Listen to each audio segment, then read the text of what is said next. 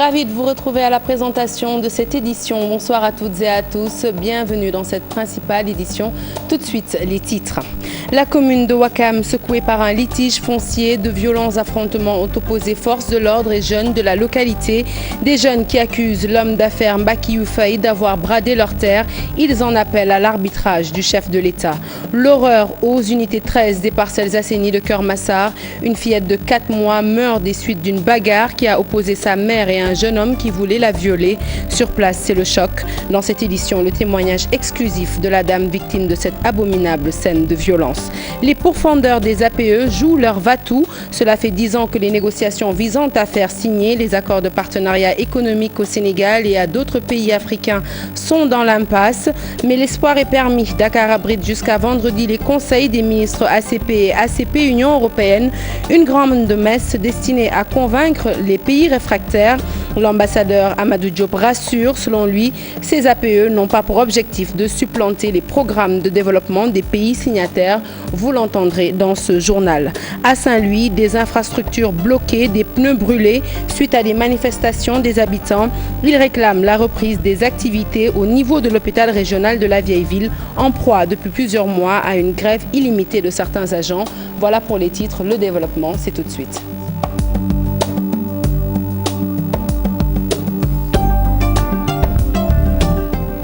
Rebonsoir à tous. Direction Ouakam, chaude après-midi où de violents heurts ont opposé forces de l'ordre et jeunes de la localité. À l'origine du différend, une histoire de foncier. Ces jeunes exigent la restitution de leurs terres bradées, disent-ils, par l'homme d'affaires Mbaki Youfaï. Ils interpellent le chef de l'État Macky Sall qui leur aurait promis la restitution de leurs biens. Iboukan Younous Diatta.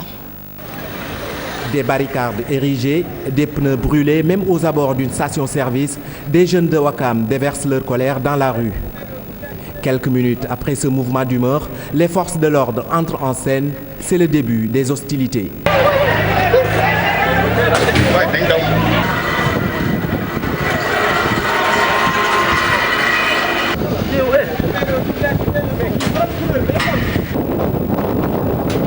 À l'origine de cette intifada, un problème foncier. Trop c'est trop, nous ne pouvons pas continuer à accepter que nos terres soient spoliées. C'est pour cette raison que nous manifestons notre colère. Nous demandons au chef de l'État de sévir. Il est au fait du problème. Il nous avait promis de nous restituer nos terres. Les jeunes Ouakam yëpp ñoo booloo amul division amul mag amul kii ñëpp booloo pour récupérer suñuy patrimoine. Tous les jeunes de Ouakam sont unis dans l'objectif de récupérer leur patrimoine. Le chef de l'État a promis de restituer aux Lébous de Ouakam, de Ngor et Yoff leurs terres. Nous avons confiance en lui. C'est un homme de parole et il le fera. En croire ces jeunes, le régime libéral mais aussi Mbaki Youfaï serait responsable de la spoliation de leurs terres. Ils accusent ce dernier d'avoir bradé toutes leurs terres sur le site sise à l'ancienne piste de l'aéroport Léopold Sédar Senghor. Mbaki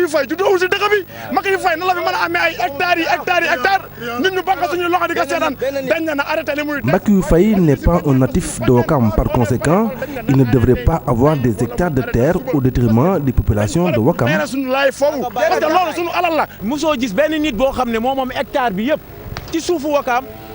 Un homme qui dispose de plusieurs hectares de terre à Ouakam au détriment des Ouakamois, c'est du jamais vu. Ces terres appartenaient à nos ancêtres qui les avaient cédées à l'État et aujourd'hui, l'État doit nous les restituer. Des manifestants interpellés, un blessé côté force de l'ordre, c'est le bilan de ces affrontements. Nous avons tenté d'entrer en contact avec le principal mis en cause. Toutefois, Mbaki Youfaï n'a pas donné suite à notre appel. Vive tension entre le personnel de l'hôpital régional et les populations. Ces dernières, remontées par une grève illimitée, des agents ont manifesté dans la rue. Des pneus ont été brûlés, le pont Moustapha Malik Gueye bloqué. Elle revendique la reprise des activités dans cet hôpital, l'un des plus grands en termes de capacité d'accueil. Ousseynou Diop, Habib Seck. Ces manifestants ont barré le pont de Guet-Ndar et brûlé des pneus et une voiture pour manifester contre la grève illimitée des syndicalistes de l'hôpital de Saint-Louis. Venus des quartiers des pêcheurs, Sankaba, Gorumbak et Hydrobase, ils ont dénoncé avec la dernière énergie la situation qui prévaut depuis des mois dans le centre hospitalier régional. Tout ceci n'est rien d'autre que le cri de détresse des populations, surtout de Guet-Ndar. Nous ne pouvons pas continuer à observer une grève qui fait 1 an, une à 2 ans. Nous disons que ce n'est pas normal. Les populations disent que trop c'est trop. Les Guet-Ndariens ont barré pendant plusieurs heures le pont qui mène vers la langue de Barbarie. Ils lancent un dernier ultimatum aux syndicalistes et appellent le gouvernement à prendre toutes ses responsabilités, sans quoi ils vont passer à la vitesse supérieure prochainement. Ou bien le syndicat reprend le travail, ou bien on demande à l'État de faire venir les médecins militaires. Nous ne pouvons pas continuer à observer des malades qui ne sont pas soignés. Ce n'est rien d'autre. Ceci n'est rien d'autre que le cri de cœur, le cri de détresse des populations de Saint-Louis. Depuis des mois, l'hôpital régional vit des moments très difficiles. Après la manifestation dernièrement organisée par les patients, c'est au tour des populations de Guet-Ndar. Quoi qu'il en soit, il est temps de mettre terme à cette affaire et d'appeler les deux parties autour d'une table pour éviter le dialogue de sourds entre la direction et les syndicalistes. Je vous l'annonçais en titre, ouverture ce mardi du Conseil des ministres ACP par le Premier ministre Mohamed Boun Abdallah Dionne.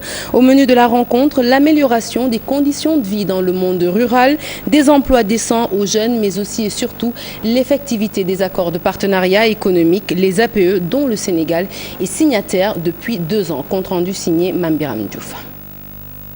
Les défis à relever sont nombreux et les moyens pour y parvenir en train d'être mobilisés. Déjà au sein du groupe ACP, l'on se préoccupe de la situation actuelle. Les attaques terroristes perpétrées récemment dans plusieurs pays d'Afrique de l'Ouest, ainsi qu'en France et en Belgique, nous rappellent cruellement l'importance de mener des politiques appropriées, des politiques coercitives de création d'emplois décents et rémunérateurs pour nos jeunes.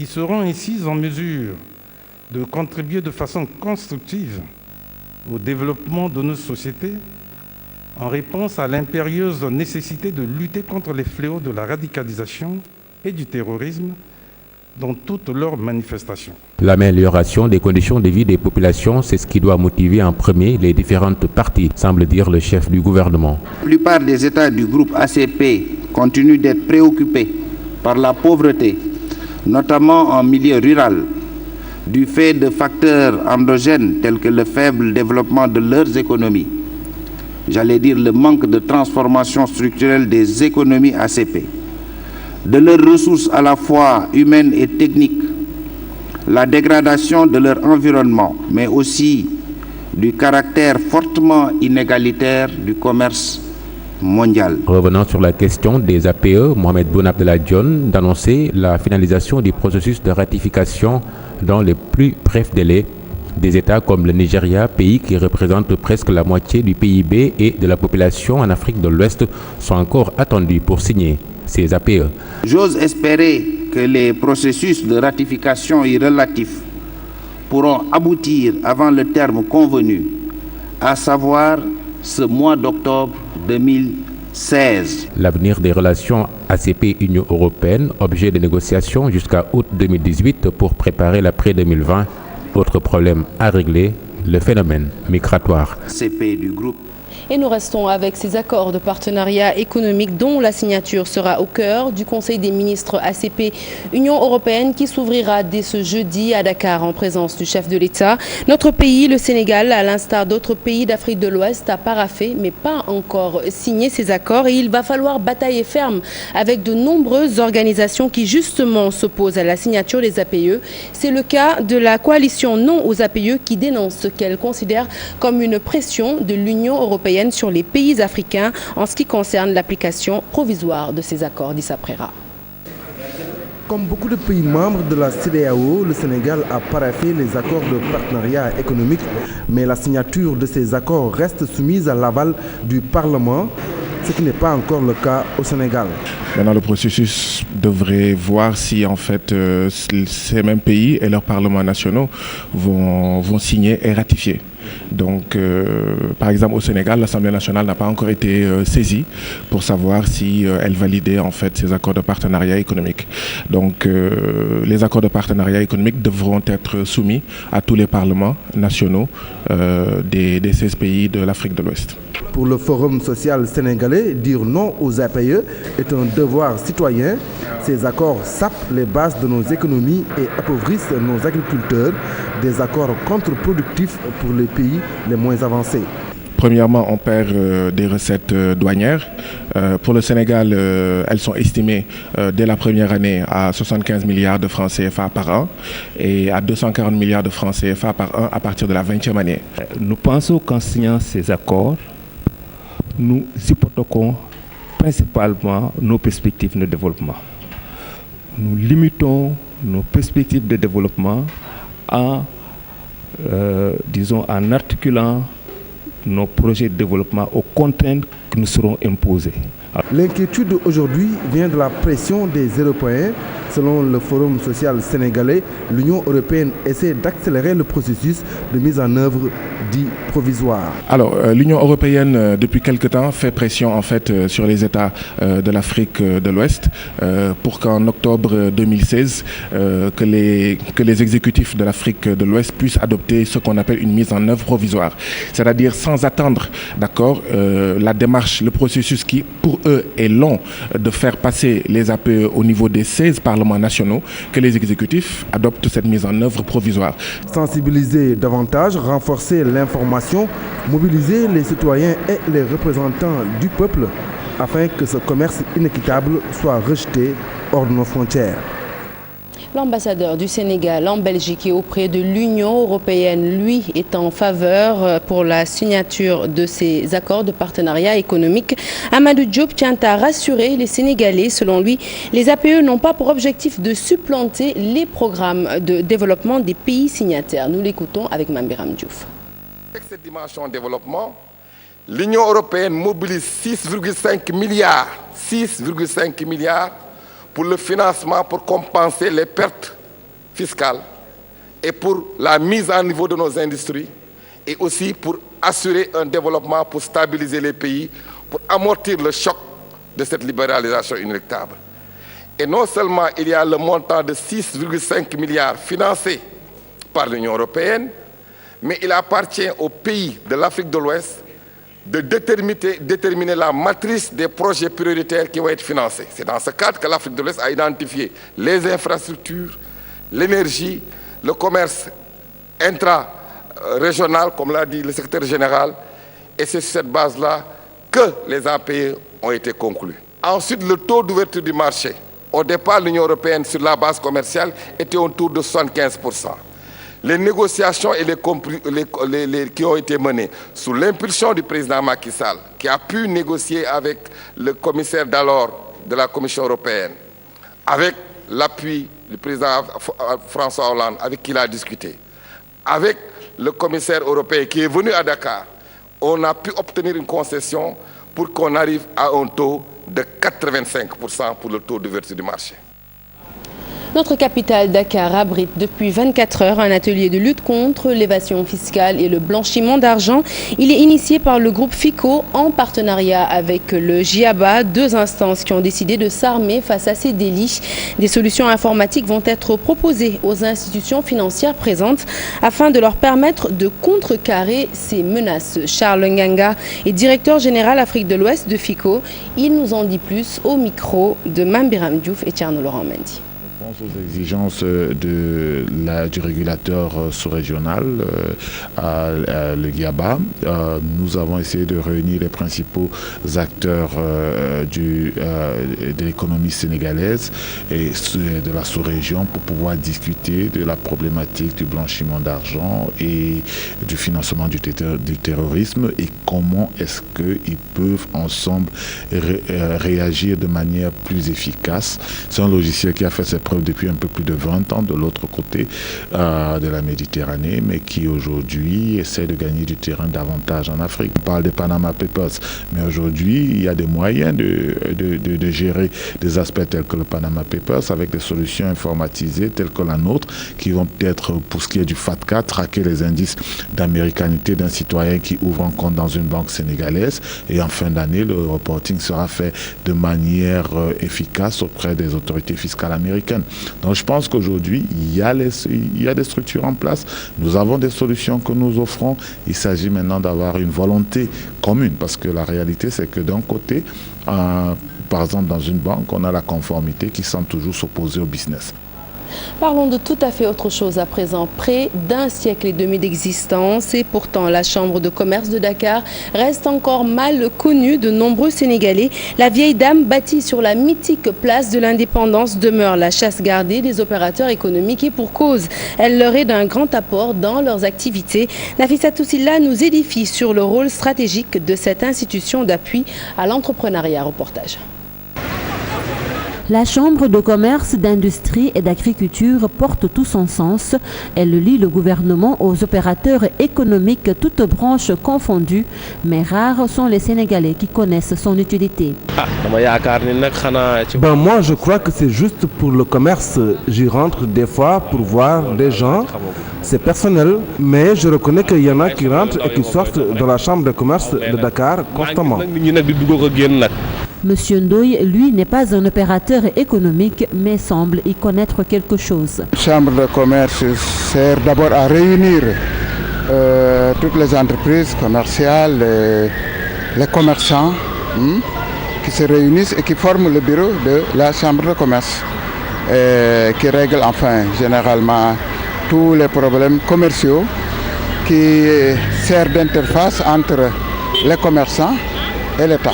Cheikhouna Diouf est un habitué de la Chambre de commerce. Il est opérateur économique. Pour lui, elle est incontournable. C'est la Chambre de commerce qui nous guide dans toutes nos entreprises. Elle nous aide vraiment. L'État, certes, nous appuie, mais la Chambre de commerce nous appuie encore plus. Aujourd'hui, même les services bancaires, les agences immobilières ont rejoint la Chambre de commerce. Et si l'État veut se renseigner sur l'économie, il se réfère à la Chambre de commerce qui travaille au moins avec 6 ministères. La Chambre de commerce est plus qu'un lien entre l'État, les entreprises et les opérateurs économiques. Elle permet à ces derniers de tisser des liens avec des opérateurs d'autres pays. Lorsque le Sénégal présentait le PSE à la communauté des bailleurs en France, la Chambre de commerce avait amené plusieurs opérateurs économiques pour leur permettre de trouver des partenaires. Au Sénégal, toutes les régions sont dotées d'une chambre de commerce. Elles ont toutes la même vocation, appuyer les entreprises et les opérateurs économiques. La Chambre de commerce de Dakar qui justement va élire son président dans moins de 8 mois. Serine Mboup réitère sa candidature à la tête de l'institution. Il se dit plus que jamais prêt et déterminé à la rendre plus dynamique. Nous l'écoutons toujours avec Nafissatou Silla. Dakar représente le locomotive de toutes les chambres et que l'Union seule ne peut pas faire le travail demandé parce que l'Union est à l'intérieur de Dakar et ses moyens sont très limités. Et pour redémarrer les chambres, de le redynamiser, il faut l'accompagnement de Dakar. Et compte tenu le président sortant, il ne peut plus se présenter. J'ai discuté avec mes conseillers, mes amis et tout le monde. Et je me dis que si c'est la représentation, toutes mes activités à Dakar, ou bien 80%. Ici, j'ai 12 sociétés qui peuvent voter et Kaolack, je n'ai que 2. Si je suis élu pour les 5 dernières années, j'essaye de venir à Dakar pour essayer de redynamiser Dakar pour que Dakar pousse les autres chambres à être à même niveau. Parce que, quelle que soit notre capacité dans les régions de redynamiser les chambres, si Dakar ne suit pas, les chambres ne pourront pas avoir la crédibilité. Je vous l'annonçais en titre, viol suivi de meurtre à Keur Massar, un drame qui s'est produit hier lundi aux environs de minuit. Une fillette de 4 mois est morte suite à des affrontements qui ont opposé sa mère et son présumé violeur. Pour vous, la TFM a recueilli le témoignage exclusif de la victime. Âme sensible s'abstenir, le récit de cette scène d'horreur est signé Salif Sow Asmalik Diop. Dans cette chambre, l'horreur. Cette femme est victime d'une tentative de viol. Choquée, elle revient sur son cauchemar, sur la visite inopinée du violeur présumé, un de ses voisins. Il est locataire, nous partageons la même maison. Il m'a trouvé en train d'allaiter mon enfant. Il a défoncé la porte de la chambre et m'a forcé à le suivre dans la sienne. J'ai refusé, il m'a injurié et tout cela s'est passé au moment où mon mari m'appelait au téléphone. Conscient du danger, l'époux de la femme alerte ses autres voisins. Ces derniers interviennent dans les minutes qui suivent. Mon mari n'avait pas raccroché, il a entendu du bruit et il a répliqué quelques minutes après. J'ai essayé de coopérer avec mon violeur avant l'arrivée de mon époux pour nous sauver, mon enfant et moi. Battu à mort par une foule en colère, le mis en cause a été abandonné aux abords d'une maison inachevée. Les gendarmes ont retrouvé un homme inanimé présentant des blessures sur le front parental et la partie arrière de sa tête. J'ai couru en criant au secours pour sauver mon enfant. Tout le voisinage est sorti et il a été battu à mort. Il ne faisait pas encore tard. Le défunt violeur présumé n'est pas la seule victime. La jeune mère de famille a aussi perdu son bébé, une fille de 4 mois. C'est arrivé pendant les agitations, raconte-t-elle difficilement. Le violeur a méchamment marché sur mon petit. Après l'avoir jeté violemment par terre, moi aussi il m'a lacéré tout mon corps et le visage.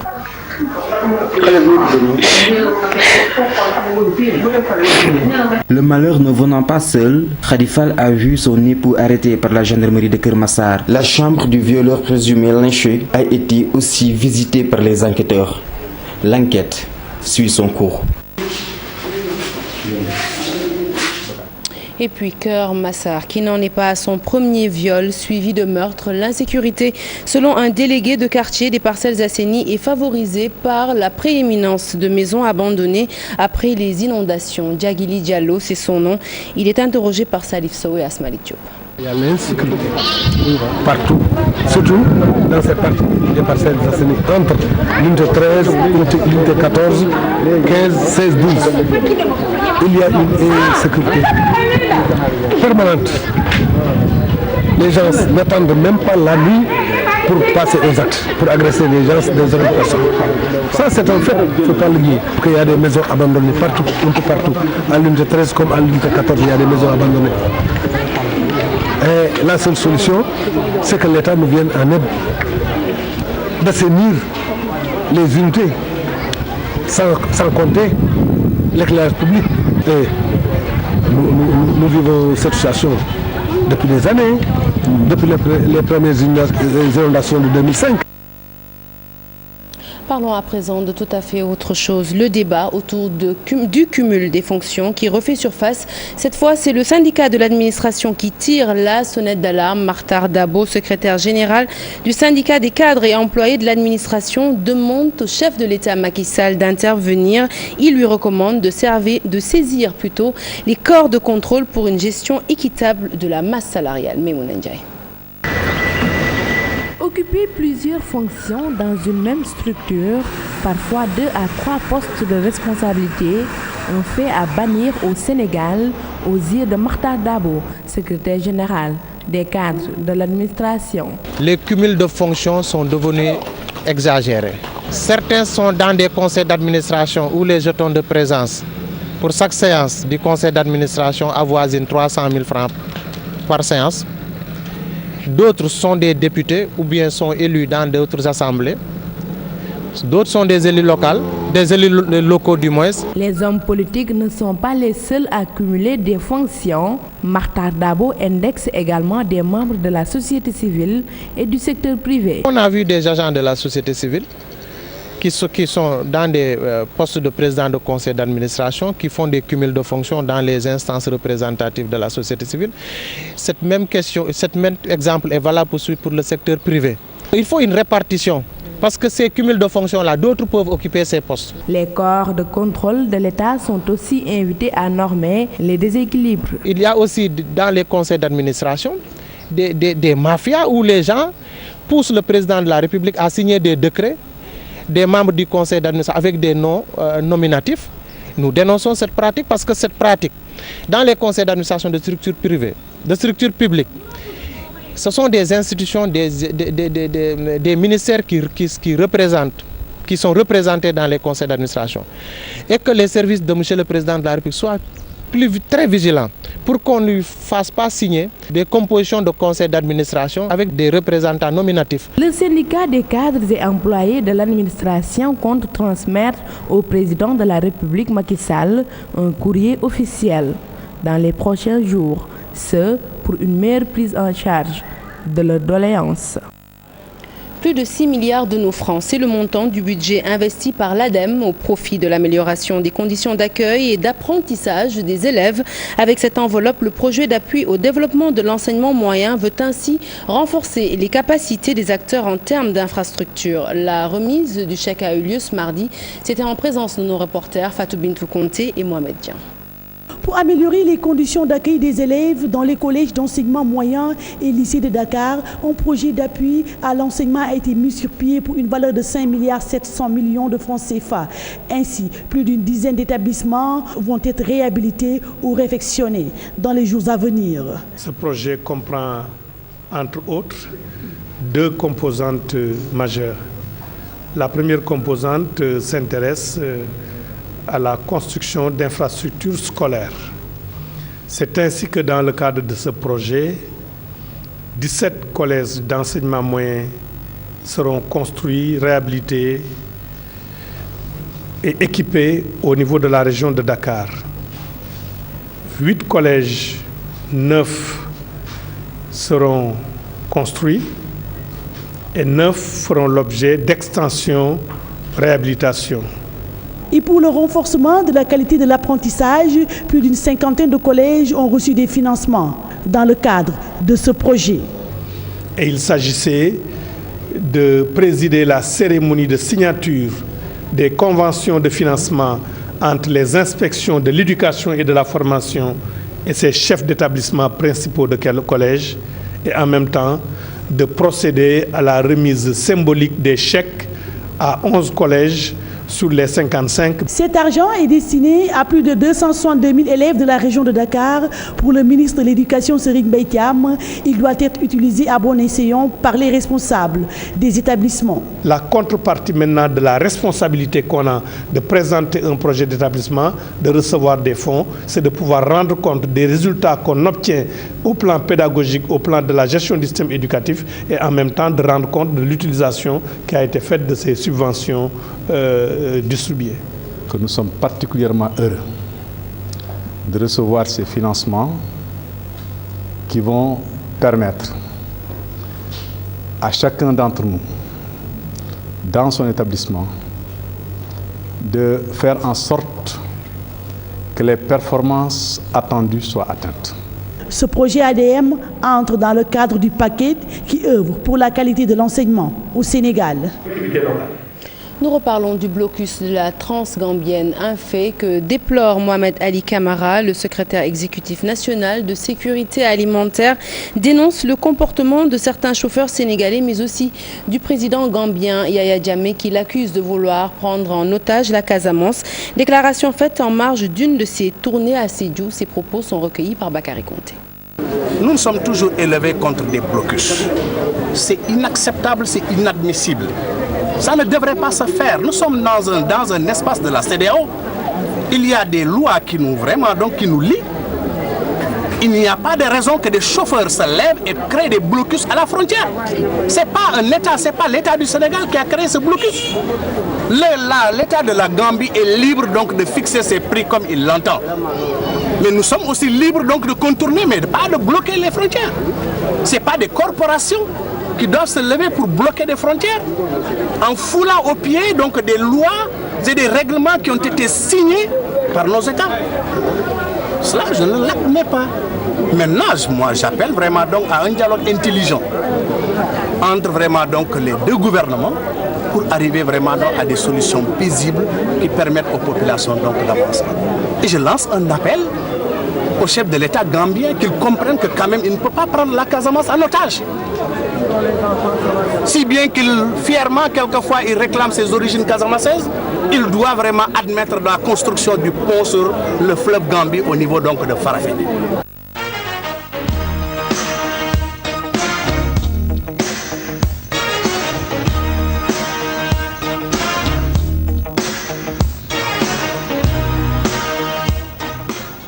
La page des sports que nous ouvrons avec du cyclisme, avec l'annulation de la 4e étape du Tour du Sénégal. Le président de la fédération, Michel Thioub, se dit désolé et affirme en endosser toute la responsabilité. Nous l'écoutons au micro de Pape Faraning et Yaya Diallo. Les commissaires qui devraient s'occuper du fléchage, malheureusement, il y a eu une incompréhension entre eux et le commissaire principal. Donc, ils les ont désignés à l'arrière pour surveiller la course. Donc, le dispositif a été ébranlé. Donc, quand je suis resté à 10 km, quand j'ai appelé, on m'a dit que les deux gars qui devaient faire la flèche étaient derrière. Là, j'ai dit que c'est la catastrophe. J'ai essayé de tout redresser, c'était difficile. Donc, on a raté le coup à moins de 5 secondes. À 10 km de l'arrivée, quand j'ai vu que les commissaires étaient totalement à l'arrière, ceux qui devaient s'occuper du fléchage. Donc, c'est des jeunes qui ont été intimidés par le jury international. Donc, quand on leur a donné, c'est-à-dire quand ils ont changé les données, donc eux, ils n'ont rien dit. Ils auraient pu dire, attention, Michel a dit que voilà notre boulot. Depuis 2 mois, 3 mois, je travaille sur Fatick. Et même on a fait à 4 jours du tour une reconnaissance encore sur Fatick parce que je savais qu'il y avait un danger. Ça fait la 2e fois que ça nous arrive à Fatick et c'est désolant. Je ne tape sur personne, je suis entièrement responsable de tout ce qui se passe sur ce tour. Que ce soit la faute du gars qui doit flécher, des camionneurs, de tout le monde. J'en prends l'entière responsabilité. Ce n'est la faute à personne, c'est ma faute. Et une fois n'est pas coutume, nous parlons de triathlon dans ce journal des sports. Mbour a abrité le championnat national de la discipline. Plus de 70 participants ont pris part à ce circuit. Mamadou Ndoye Diop de la Renaissance sportive de Yoff s'est imposé chez les hommes, chez les femmes. C'est Antandiaï de l'US Wakam. Babacar Gueye, président du CNPT, se félicite de l'organisation et promet de former de futurs champions. Nous l'écoutons. De façon globale, je pense que ça s'est très bien passé. Les règles ont été respectées globalement. Nous avons pu quand même organiser une compétition de triathlon, aussi bien en garçons qu'en filles, aussi un relais pour les filles que les garçons. Et toutes les équipes qui ont pris le départ ont pu donc arriver normalement. Je pense qu'il faut s'en féliciter et féliciter particulièrement les athlètes donc pour ce courage. Vous-même, vous avez constaté que le triathlon est une discipline qui nécessite beaucoup de courage. Je pense qu'ils ont fait preuve de cela. Et donc on les en remercie et les encourage donc, à persévérer dans cette direction. Maintenant, pour l'organisation, je pense que c'est un défi, mais nous sommes aujourd'hui très satisfaits d'avoir pu réussir l'organisation simplement parce que ça s'est tenu. Mais ça s'est tenu parce que simplement, nous avons été accompagnés par les autorités de la ville de Mbour. Nous prenons l'engagement ici. C'est un investissement qu'ils font, qui va rapporter. Et ça, nous le disons, ça va rapporter sportivement parce que dans les années à venir, Inch'Allah, nous allons produire des champions pour le pays. Et c'est sur cette note positive que nous allons refermer ce journal que j'ai été ravie de vous avoir présenté. Prochain rendez-vous de l'information, le tout en images à minuit. La rédaction qui est disponible toujours sur www.gfm1.sn. Et tout de suite, la suite de vos programmes sur votre chaîne de télévision préférée, c'est avec Chérif dans Permanence. Bonsoir Chérif. Bonsoir Sarah et merci beaucoup. Et tout de suite, on reparle de l'affaire Aïda Mbouch, vous le savez, qui n'est plus la présidente du conseil départemental de Bambey. Gambey. On en parle justement avec le vice-président de l'Association des présidents des départements du Sénégal. A tout de suite.